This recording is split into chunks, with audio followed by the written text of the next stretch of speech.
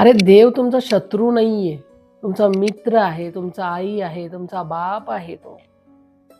वाईट होऊ दे म्हणून मनुष्य विचार करतील, देव करत नाही.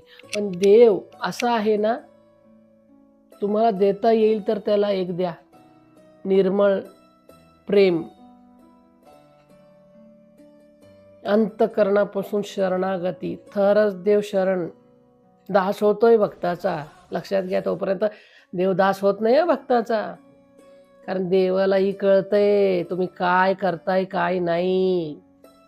आता तर प्रत्यक्षात तुमच्या बरोबर बोलत आहे मी, तुमच्याशी संवाद असा साधत आहे मी. जो ह्या माझ्या क्षेत्रात येऊन छक्के पंजे करतोय त्यांना त्याचं दुष्कर्म पण भोगत आहेत. कारण तुम्ही जे पेरला आहात तेच उगवत आहे आणि तेच तुम्ही कापत आहात. जसं पेरणार तसं उगणार, तसंच तुम्ही कापणार. म्हणून इथे येताना 100 वेळा विचार नक्की करा. येताना माझ्याकडे धर्मयुक्त कर्मावर मी चालायला सांगतो आणि अंतःकरणापासून या.